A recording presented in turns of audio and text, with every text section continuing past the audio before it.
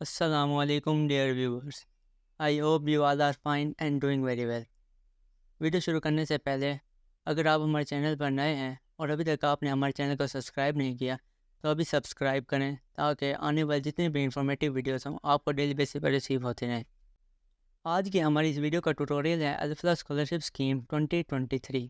इस स्कॉलरशिप का शुमार पाकिस्तान के लार्जेस्ट स्कॉलरशिप प्रोग्राम में होता है जो हर साल लाखों स्टूडेंट्स को free of cost scholarship provide करती है। इस वीडियो में हम आपको इस स्कॉलरशिप से रिलेटेड फुल इंफॉर्मेशन देंगे कि इस स्कॉलरशिप के लिए कौन से स्टूडेंट्स एलिजिबल हैं और कौन से स्टूडेंट्स इनएलिजिबल हैं, और इस स्कॉलरशिप के लिए क्राइटेरिया क्या है, और इस स्कॉलरशिप में अप्लाई करने के लिए कौन कौन से डॉक्यूमेंट्स रिक्वायर्ड हैं, और इसके साथ साथ ऑनलाइन अप्लाई करने का मुकम्मल प्रोसीजर भी बताया जाएगा। तो आप लोगों ने इस वीडियो को एंड तक ज़रूर देखना है।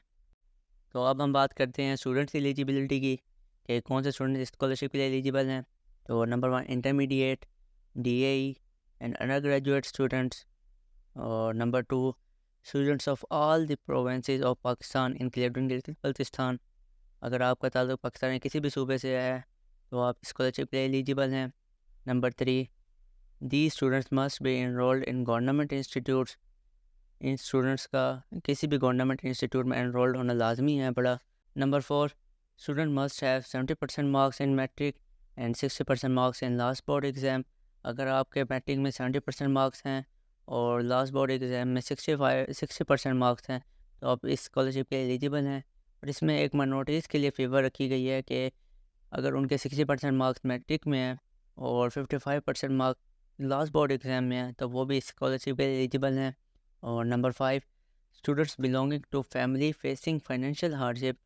अगर आपका ताल्लुक ऐसी फैमिली से है जो फाइनेंशियल तौर पर वीक है तो आप इसके लिए एलिजिबल हैं।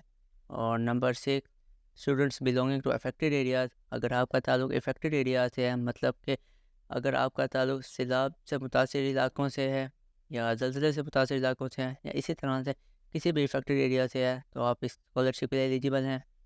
और सबसे लास्ट में ऑर्फन स्टूडेंट्स के लिए, अगर आपके वालिद साहब हयात नहीं हैं तो फिर भी आप स्कॉलरशिप के लिए एलिजिबल हैं। अगर आप इसमें से किसी भी एक कैटेगरी में बिलोंग करते हैं तो आप ज़रूर स्कॉलरशिप के लिए अप्लाई करें।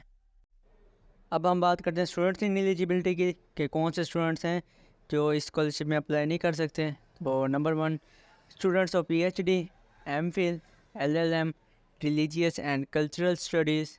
ऐसे स्टूडेंट्स जो कि PhD कर रहे हैं या MPhil, LLM या रिलीजियस या कल्चरल स्टडी कर रहे हैं तो वो इसमें एलिजिबल नहीं है। उसके बाद students of Allama Iqbal university. अगर आप स्टूडेंट इलामा इकबाल ओपन यूनिवर्सिटी के स्टूडेंट हैं तो आप इसमें अप्लाई नहीं कर सकते। उसके बाद students of virtual university, student of लिविश इंस्टीट्यूट, मतलब कि आप किसी हाई फाई यूनिवर्सिटी में पढ़ रहे हैं तो आप इसके लिए एलिजिबल नहीं हैं। स्टडिंग अबॉर्ड, अगर आप बाहर पढ़ रहे हैं तो आप इसके लिए एलिजिबल नहीं हैं। Students who secured admission on self finance basis, अगर आपने सेल्फ फाइनेंस बेसिस के ऊपर अपना एडमिशन सिक्योर किया तो आप इसके लिए एलिजिबल नहीं है। Students with sound financial position, अगर आप फाइनेंशियल तौर पे स्ट्रॉन्ग हैं तो फिर भी आप इस स्कॉलरशिप के लिए एलिजिबल नहीं है। उसके बाद students receiving scholarship from any other organisation और गवर्नमेंट, अगर आप कोई और स्कॉलरशिप भी अवेल कर रहे हैं किसी गवर्नमेंट की या किसी और ऑर्गेनाइजेशन से तो आप इस स्कॉलरशिप के लिए एलिजिबल नहीं हैं। डॉक्यूमेंट्स रिक्वायर्ड, अल्फा स्कॉलरशिप में अप्लाई करने के लिए कौन कौन से डॉक्यूमेंट्स रिक्वायर्ड हैं। तो वेरी फर्स्ट तो आपका CNIC, अगर CNIC नहीं है तो बे फॉर्म की कॉपी। उसके बाद फादर CNIC और रीसेंट फ़ोटोग्राफ, और याद रहे फ़ोटोग्राफ 3 मंथ से ज़्यादा ओल्ड नहीं होनी चाहिए। और उसके बाद इलेक्ट्रिसिटी बिल की फ़ोटोकॉपी। उसके बाद फादर, मदर, ब्रदर, सिस्टर की सैलरी स्लिप, अगर तो वो जॉब करते हैं, अगर वो रिटायर्ड हो चुके हैं तो उनकी पेंशन बुक की फ़ोटोकॉपी होनी चाहिए।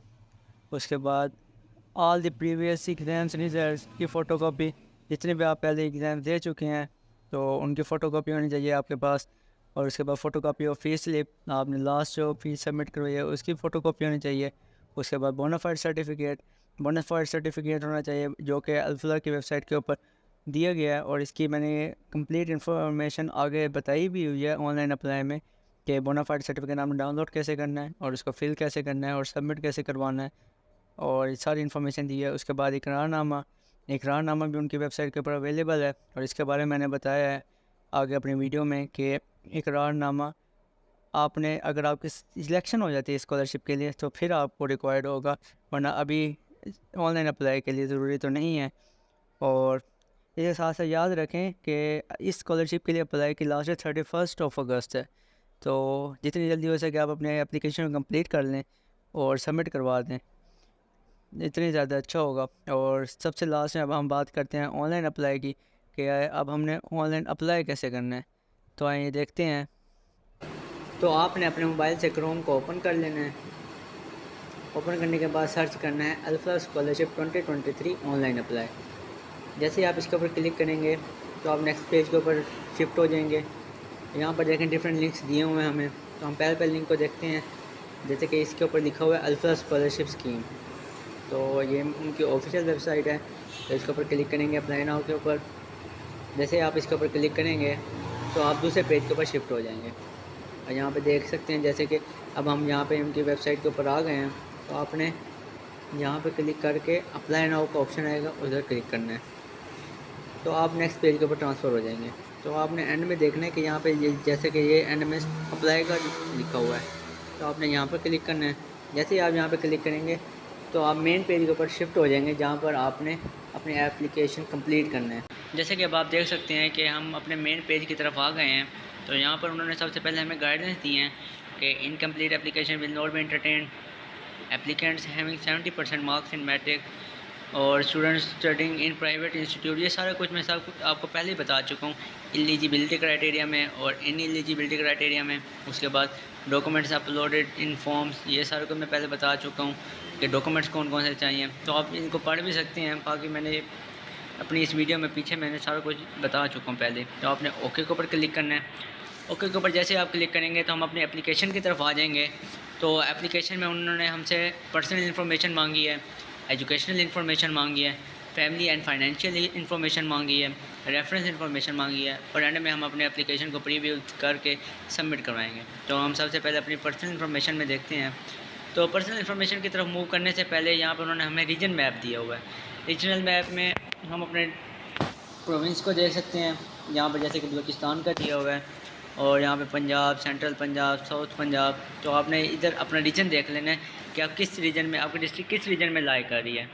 तो उस हिसाब से आपने नीचे अपने कैटेगरी सिलेक्ट करनी है। तो हम अपने एप्लीकेशन की तरफ मूव करते हैं। तो जैसे कि अब यहाँ पे उन्होंने पहले ही कह दिया कि application form should be submitted to concern region. तो हमने किस रीजन में अपने एप्लीकेशन को सबमिट करवाना है, तो यहाँ पे हम देखते हैं। तो जैसे कि अब यहाँ पे देखो KP के, Azad Jammu Kashmir, central Punjab, north Punjab, south Punjab, Gilgit Baltistan, Sindh, Karachi, Balochistan. तो जिस रीजन में भी आपकी डिस्ट्रिक्ट आ रही है तो आपने उसे सिलेक्ट करना है। मैं यहाँ पे साउथ पंजाब को सिलेक्ट कर रहा हूँ। उसके बाद उन्होंने पूछा कैटेगरी कि मुस्लिम है कि नॉन मुस्लिम है। अगर आप तो मुस्लिम है तो मुस्लिम को सिलेक्ट करेंगे, नॉन मुस्लिम है तो नॉन मुस्लिम को सिलेक्ट करेंगे। तो मैं यहाँ पे मुस्लिम को सिलेक्ट कर रहा हूँ। उसके बाद उन्होंने पूछा कि ऑर्फन है, डिसेबल है या नीड बेस है, आपको किस चीज़ के लिए चाहिए। अगर आप ऑर्फन है तो ऑर्फन को सिलेक्ट करेंगे, डिसेबल है तो डिसेबल के ऊपर सिलेक्ट करेंगे, अगर नीड बेस के लिए चाहिए तो आप नीड बेस के ऊपर सिलेक्ट करेंगे। तो मैं यहाँ पर नीड बेस को सिलेक्ट कर रहा हूँ। उसके बाद आप जैसे नीचे मूव करेंगे तो केस दिए हुए हैं, इन्हें आपने नन करना है। उसके बाद इन्होंने एप्लीकेंट नेम, तो यहाँ पे अपना नाम लिखना है, साथ ही फादर या गार्डियन नेम। अगर फादर हैं तो फादर का नाम, फादर नहीं है गार्डियन है तो उनका नाम लिख दें। तो यहाँ पे नीचे आपने सिलेक्ट भी करना है कि फ़ादर या गार्डियन। तो उसके बाद आपने एप्लीकेंट CNIC या बेफॉर्म नंबर, अगर तो आपके CNIC है तो यहाँ पे अपना CNIC नंबर लिख देंगे। अगर CNIC नहीं बना अभी तक तो आप बेफॉर्म नंबर यहाँ पे लिख के आगे प्रोसीड कर जाएंगे। तो यहाँ पे आपसे डेट ऑफ बर्थ पूछी है, तो आप यहाँ पे अपनी डेट ऑफ बर्थ सिलेक्ट कर देंगे। यहाँ पर अपना ईयर आप सिलेक्ट करेंगे कि आप किस ईयर में हैं। तो यहाँ पे मैं सिलेक्ट जो जिस ईयर में भी आपकी डेट ऑफ बर्थ है बड़ी आपने उसे सिलेक्ट करना है। मैं यहाँ पे ये सिलेक्ट कर रहा हूँ। उसके बाद किस मंथ में आप पैदा हुए हैं आप उसको सिलेक्ट कर लेंगे। मैं यहाँ पे रैंडम में कुछ भी सिलेक्ट कर लेता हूँ, तो मैंने ये सिलेक्ट कर लिया है। उसके बाद आपने सेट कर देना है। तो आप नेक्स्ट मूव करेंगे तो आपसे सेल नंबर पूछा हुआ है, तो यहाँ पे अपने सेल नंबर लिख लेना है। सेल नंबर के बाद आपने ईमेल, सेल नंबर के बाद आपने अपने यहाँ पर ईमेल पुट करना है। ईमेल के बाद जेंडर, मेल या फीमेल जो भी हो आप उन्हें वो सिलेक्ट कर लेना है। उसके बाद यहाँ पे अपना व्हाट्सएप नंबर, फेसबुक अकाउंट, अगर फेसबुक अकाउंट है तो लिख दें, नहीं है तो आपने यहाँ पर NA लिख देना है, मतलब कि नील। ठीक है, जो इन्फॉर्मेशन आपको पता हो आपने वहाँ पे फिल कर देना है। अगर आपका व्हाट्सएप नंबर भी नहीं है तो आपने यहाँ पर भी नील लिख देना है, NA फिल कर देना है। अगर ईमेल भी नहीं है तो वो आपने यहाँ पर भी ईमेल लिख देना है। लेकिन ईमेल तो ज़ाहिर बात है सबके पास होगा, ऑनलाइन अप्लाई कर रहे हैं तो आपने फिल करना है। उसके बाद कॉन्टैक्ट नंबर होम का, अगर होम का कॉन्टैक्ट नंबर है तो यहाँ पर लिख देंगे, अगर नहीं है तो इसे भी नील कर देंगे। प्रेजेंट एड्रेस जहाँ पर आप रहते हैं वहाँ का एड्रेस लिखना है, कंप्लीट एड्रेस। प्रेजेंट डिस्ट्रिक्ट कि आप किस डिस्ट्रिक्ट में रहते हैं वो लिखना है। उसके बाद परमानेंट एड्रेस, अगर आप अब किसी और जगह पर रह रहे हैं लेकिन आपका परमानेंट कोई और है, जैसे अक्सर स्टूडेंट्स होते हैं हॉस्टलाइज होते हैं, तो इस हिसाब से आपने देख लेना है प्रेजेंट एड्रेस और परमानेंट एड्रेस। यहाँ पे आप अपना परमानेंट एड्रेस लिखेंगे, उसके बाद परमानेंट डिस्ट्रिक्ट लिखेंगे। वो करने के बाद आपने सेव एंड कंटिन्यू के ऊपर क्लिक कर देना है। तो जैसे ही आप सेव एंड कंटिन्यू के ऊपर क्लिक करेंगे तो हम नेक्स्ट पेज के ऊपर शिफ्ट हो जाएंगे। तो ये नेक्स्ट पेज हमने ओपन कर लिया है जो एजुकेशनल इन्फॉर्मेशन से रिलेटेड है। तो यहाँ पे हमने अपनी एजुकेशनल इन्फॉर्मेशन पुट करनी है। तो यहाँ पे उन्होंने सबसे पहले हमसे पूछा कि अप्लाइंग फॉर, कि हम किसके लिए अप्लाई कर रहे हैं। अगर आप इंटर या डिप्लोमा के हैं तो आपने इसे सिलेक्ट करना है। अगर आप ग्रेजुएशन के, मेडिकल के या इंजीनियरिंग के हैं तो आपने इसे सिलेक्ट करना है। अगर आप मास्टर के हैं तो आप इसे सिलेक्ट करेंगे। तो मैं यहाँ पर ग्रेजुएशन को सिलेक्ट कर रहा हूँ। उसके बाद कैटेगरी ऑफ डिग्री उन्होंने पूछी है कि मेडिकल है, इंजीनियरिंग है, ऑनर्स है, मास्टर है, डिप्लोमा है, इंटर है, ग्रेजुएशन है। आप जिस भी कैटेगरी से बिलोंग करते हैं आपने उसे सिलेक्ट करना है। तो उसके बाद उन्होंने क्लास पूछी है कि आप BA कर रहे हैं, BSc कर रहे हैं, फर्स्ट ईयर कर रहे हैं, सेकेंड ईयर कर रहे हैं, MA, MSc कुछ भी कर रहे हैं तो आपने यहाँ पे वो लिखना है। उसके बाद सब्जेक्ट या डिसिप्लिन पूछा है। अगर आप फर्स्ट ईयर सेकेंड ईयर में तो आप बता सकते हैं कि यहाँ पर कि प्री इंजीनियरिंग है या प्री मेडिकल है। अगर आप यूनिवर्सिटी में हैं तो आप बता सकते हैं कि आपके मेजर कौन से हैं, तो आपने इसे वो सिलेक्ट करना है। उसके बाद ईयर एंड सेमेस्टर कि आपका साल कौन सा है और सेमेस्टर कौन सा है, आपने यहाँ पे वो लिखना है। उसके बाद इंस्टीट्यूशन नेम कि आप किस इंस्टीट्यूट से पढ़ रहे हैं तो आपने उस इंस्टीट्यूट का नाम लिखना है। अगर आप किस कॉलेज से हैं तो कॉलेज का नाम लिखेंगे, यूनिवर्सिटी है तो यूनिवर्सिटी का नाम लिखेंगे। और इंस्टीट्यूशन सिटी कि आप किस ब्रांच से, किस रीजन की इंस्टीट्यूशन में पढ़ रहे हैं। अगर आप मेन में पढ़ रहे हैं तो आप उसका नाम लिखेंगे। अगर उसकी ब्रांच है किसी और सिटी में तो आप उसका नाम लिखेंगे। उसके बाद कॉन्टैक्ट नंबर लिखेंगे। उसके बाद आ जाएगा डिग्री स्टार्ट डेट कि डिग्री स्टार्ट कब हुई थी, आपकी क्लासेस कब स्टार्ट हुई थी, तो वो डिग्री एंड डेट और एंड कब होनी है। एनी डिस्टिंक्शन कि आपने कोई पोजीशन ली हो मेडिकल में या किसी और डिसिप्लिन में। अगर आप सेकेंड ईयर के हैं तो फर्स्ट ईयर में कोई पोजीशन आई हो। अगर आप डिप्लोमा के हैं तो आपको किसी भी ईयर में कोई भी पोजीशन आई हो। अगर आप सेमेस्टर सिस्टम में हैं तो अगर सेमेस्टर में किसी भी सेमेस्टर में डिस्टिंक्शन आई हो या गोल्ड मेडल आए हो तो आपने वो लिखना है। उसके बाद मंथली फ़ी, आगे मंथली फ़ी कितनी है, कॉलेज की है तो उस हिसाब से आपने इधर मंथली फ़ी अपनी लिख देनी है यूनिवर्सिटी के हिसाब से। अगर आप हॉस्टलाइज हैं तो यहाँ पे अपने हॉस्टल के एक्सपेंसेस लिखने हैं कि हॉस्टल का रेंट कितना है। उसके बाद दूसरे एक्सपेंसेस खाने पीने के तो कितने हो जाएगा तो आपने वो लिखना है। उसके बाद name of teacher, teacher contact number. तो यहाँ पर आप कॉलेज वाले बच्चे तो अपने इंचार्ज का नाम या प्रिंसिपल का नाम लिख सकते हैं। अगर यूनिवर्सिटी वाले स्टूडेंट्स चाहें तो अपने डायरेक्टर का नाम लिख सकते हैं या director of student affair DSA का नाम लिख सकते हैं, उनका कॉन्टैक्ट नंबर लिख सकते हैं। अगर किसी का भी नहीं लिख सकते तो आप यहाँ पर नील लिख देंगे, NA लिख देंगे। किसी भी कैटेगरी में अगर आप किसी भी कैटेगरी में आपके पास इंफॉर्मेशन नहीं है तो उसमें आपने नील लिख देना है। अब जैसे कि डिस्टिंक्शन आपके पास कोई नहीं है तो आपने यहाँ पर नील लिख देना है। मंथली फ़ी, हॉस्टल एक्सपेंसेस, अगर कोई अपने घर में ही रहता है हॉस्टल में नहीं रहता तो यहाँ पर आपने नील पुट कर देना है। उसके बाद मैट्रिकुलेशन ईयर कि आपने मैट्रिक किस ईयर में की थी वो लिखना है। उसके बाद मैट्रिकुलेशन टोटल मार्क्स कितने थे, मैट्रिक में आपने ऑब्टेन कितने किए और मैट्रिकुलेशन की परसेंटेज क्या थी। अपलोड मैट्रिक रिज़ल्ट, उसके बाद आपने रिज़ल्ट की फ़ोटोकॉपी इधर अपलोड कर देनी है। इंटरमीडिएट का ईयर कौन सा है, इंटरमीडिएट के टोटल मार्क्स क्या हैं, इंटरमीडिएट में ऑब्टेन कितने मार्क्स किए हैं, इंटरमीडिएट की परसेंटेज क्या थी और यहाँ पर रिज़ल्ट अपलोड करना है। इसे अपलोड करने के बाद आपने सेव एंड कंटिन्यू के ऊपर क्लिक करना है तो आप नेक्स्ट पेज के ऊपर शिफ्ट हो जाएंगे। तो इस पेज पे आपने अपने फैमिली और फाइनेंशियल इन्फॉर्मेशन देनी है। फादर नेम, जैसे कि इन्होंने सबसे पहले पूछा father name, father CNIC, father cell number 2, father month income कि उनकी मंथ इनकम क्या है, फादर प्रोफेशनल स्टेटस कि उनका स्टेटस क्या है, इधर के वो गवर्नमेंट एम्प्लॉय हैं या प्राइवेट एम्प्लॉय हैं या सेल्फ बिजनेस है या रिटायर्ड हैं या अब्रॉड बाहर के मुल्क में कोई काम करती हैं या अनएम्प्लॉयड हैं कि कोई काम नहीं करते या डिसेबल्ड हैं कि वो काम नहीं कर सकते, बीमार हैं या कुछ भी, तो आपने उस कैटेगरी के हिसाब से अपनी कैटेगरी को सेलेक्ट कर लेना है। उसके बाद if father mother guardian brother sister are serving then give detail. अगर फादर के अलावा कोई और काम करता है तो आपने उनकी डिटेल्स देनी है, उनका नाम लिखना है, उनका रिलेशन लिखना है कि उनका आपसे ताल्लुक़ क्या है, भाई है, बहन है, मदर है, दादा है, चाचू है, मामू है, कोई भी है तो आपने वो से रिलेशन लिखना है। उसके बाद सेल नंबर लिखना है, नेम ऑफ डिपार्टमेंट कंपनी या एम्प्लॉयर के कहाँ पे काम करते हैं तो आपने वो लिखना है, उसका एड्रेस लिखना है, उसका फ़ोन नंबर लिखना है। उसके बाद फ़ोन नंबर लिखना है। उसके बाद आपने डेजिग्नेशन लिखना है, ग्रेड लिखना है कि उनकी डेजिग्नेशन क्या है या किस ग्रेड के ऑफिसर हैं या किस ग्रेड के ऊपर काम कर रहे हैं, तो उनकी टोटली मंथली सैलरी लिखनी है कि वो उनकी सैलरी कितनी है monthly. If father guardian brothers are shopkeeper give details of shop, nature of shop, volume of shop, आपने उस बारे में लिखना है कि अगर उनकी कोई दुकान है तो वो किस तरह की दुकान है और वहाँ पे दुकान की सिचुएशन क्या है। तो उसके बाद आपने टोटल मंथली इनकम लिखनी है कि वहाँ पर टोटल मंथली इनकम कितनी होती है, total member in the family, family में टोटल मेंबर्स कितने हैं, total fee and tuition charges of our sibling, आपके बहन भाई कोई भी पढ़ता है और उनकी सब की ट्यूशन फ़ी सबको मिलाकर आपने वो लिखना है।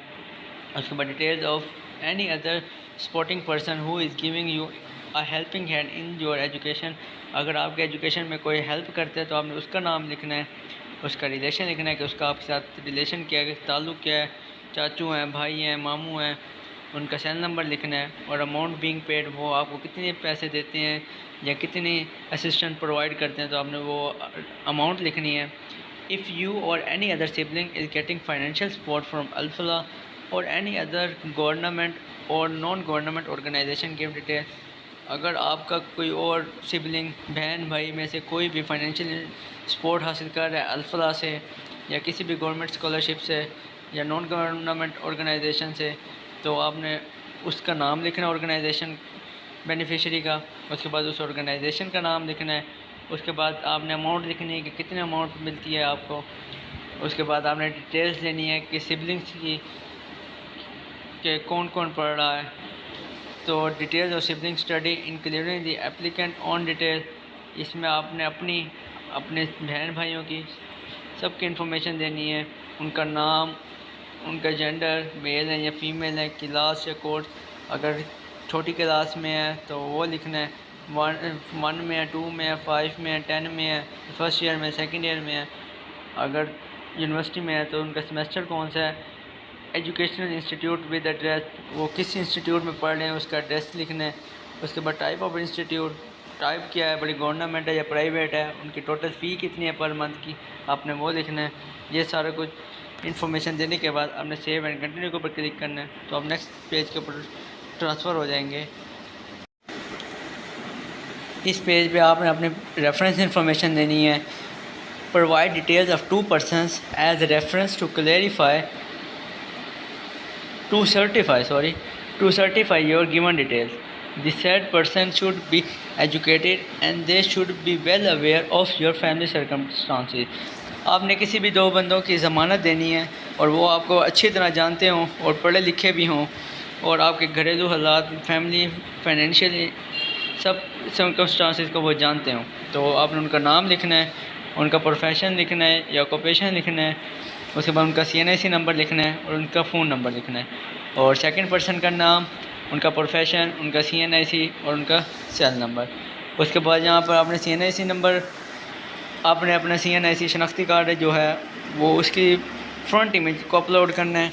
उसके बाद यहाँ पर अपने CNIC की बैक इमेज को, अगर आपका CNIC अभी तक नहीं बना तो बे फॉर्म के फ्रंट इमेज को, सेकंड में बे फॉर्म की बैक इमेज को, थर्ड में फादर की CNIC या कोई अगर फादर नहीं है, उनकी डेथ हो चुकी है तो गार्डियन की, मदर हैं, अंकल हैं, कोई भी है तो उनके CNIC की इमेज, उसके बाद यहाँ पे आपने अपनी प्रोफाइल पिक्चर को अपलोड करना है, यहाँ पे आपने इलेक्ट्रिसिटी बिल को आपने अपलोड करना है, यहाँ पे आपने सैलरी स्लिप को अपलोड करना है, और यहाँ पे आपने अपने फ़ीस स्लिप को, जो भी लास्ट है, अगर आप कॉलेज की हैं तो कॉलेज की जो फ़ीस आपने सबमिट की है वो, अगर आप किसी और इंस्टीट्यूट में पढ़ते हैं, यूनिवर्सिटी में पढ़ते हैं, तो उसकी लास्ट सेमेस्टर की आपने जो फ़ी पुट की है वो, अगर आप फ़ी मंथली बेसिस सबमिट करवाते हैं तो आप यहाँ मंथली को सिलेक्ट करेंगे। अगर सेमेस्टर सिस्टम मतलब कि सेमेस्टर में 6 महीनों बाद सबमिट करवाते हैं तो आप सेमेस्टर को सिलेक्ट करेंगे। अगर आप एनुअली साल बाद सबमिट करवाते हैं तो आप एनुअल को सिलेक्ट करेंगे। उसके बाद बोनाफाइड इमेज, बोनाफाइड के बारे में मैं आपको आगे बताने जा रहा हूँ कि बोनाफाइड क्या है अपना। तो आपने उसकी इमेज को अपलोड करना है और अपने ये सब अपलोड करने के बाद सेव एंड कंटिन्यू के ऊपर मूव कर जाना है, जिसमें आपने अपनी एप्लीकेशन को प्रीव्यू करना है। तो मैं आपको बोनाफाइड बताता हूँ कि बोनाफाइड क्या है, उसे कैसे वो करना है। तो उसके लिए आप सबसे ऊपर आ जाएं। ऊपर आएंगे तो यहाँ पे एक लिखा हुआ है बैक टू होम और साथ दूसरा दिया हुआ है कि डाउनलोड फॉर्म्स। तो आप डाउनलोड फॉर्म के ऊपर क्लिक करेंगे तो आप नए पेज के ऊपर ट्रांसफ़र हो जाएंगे। यहाँ पर लिखा हुआ है बोनाफाइड सर्टिफिकेट, तो आप इसको डाउनलोड कर देंगे। इकरारनामा 1, ये इकरारनामा इंटर वालों के लिए है, BA BSc BCom उनके लिए है, आप उसको डाउनलोड कर लेंगे। इकरारनामा 2 for medical engineering BS honours master LLB DAE उनके लिए आप इसे डाउनलोड कर देंगे। उसके बाद है कंटिन्यूशन फॉर्म, अगर आप पहले से ही अप्रूव्ड हैं इस स्कॉलरशिप के लिए तो आप ये फॉर्म डाउनलोड करके आप ये सबमिट करवाएंगे। तो बोनाफाइड ज़रूरी है क्योंकि हमने एप्लीकेशन में इसे सबमिट करवाना है, तो आप बोनाफाइड को डाउनलोड कर लेंगे। लेकिन इकरारनामा 1 इकरारनामा 2 जो भी आप हैं आपने उसे सिलेक्ट करना है, जो कि बाद में हमें काम आएगा। जब अगर आप सिलेक्ट हो जाते हैं तो उसके लिए काम आएगा। अभी तो इकरारनामे की ज़रूरत नहीं है। तो हम बोनाफाइड सर्टिफिकेट को देखते हैं कि इसमें क्या करना है, तो हम उसे ओपन कर लेते हैं। ये हमारा बोनाफाइड सर्टिफिकेट ओपन हो रहा है, तो हम इसे ओपन कर लेते हैं। तो ये हमारे पास बोनाफाइड सर्टिफिकेट ओपन हो गया है। तो आपने यहाँ पर देखना है कि this is to certify that mister या मिसिस सन डॉटर ऑफ, यहाँ पे आपने फादर का नाम लिखना है, is a bona fide student of this institute. मतलब ये आपके कॉलेज वाले यूनिवर्सिटी वाले ये बताएं उनके लिए है, उनसे आपने फिल करवाना है। या आप खुद भी कर सकते हैं कि यहाँ पे अपना नाम लिखना है मिस्टर या मिसिस, उसके बाद सन या डॉटर, आगे फादर का नाम, उसके बाद ही she is currently studying in class. आप अगर कॉलेज में हैं, फर्स्ट ईयर में हैं, तो आप 11th लिखेंगे। अगर आप यूनिवर्सिटी में हैं तो आप यूनिवर्सिटी का नाम लिखेंगे, मतलब कि उसकी डिग्री लिखेंगे, BS कर रहे हैं, BSc कर रहे हैं, MSc कर रहे हैं। उसके बाद ईयर सेमेस्टर, ईयर कौन सा है, फर्स्ट ईयर में या सेकेंड ईयर में है, सेमेस्टर कौन सा है, पहला दूसरा तीसरा चौथा पाँचवा जो भी होगा वो लिखना है। उसके बाद हिज या हर कोर्स ड्यूरेशन इज़ 2 साल, मतलब फर्स्ट ईयर सेकेंड ईयर, 4 साल BS है पढ़ी, 5 साल MBBS है पढ़ी, तो उसके लिए। उसके बाद his course of study start from, कि कब से स्टार्ट हुआ है, टू एंड कब होगा। It is also certified that above mentioned student is not getting financial aid या scholarship from any other organization like PIF, HEC, NGO, etc.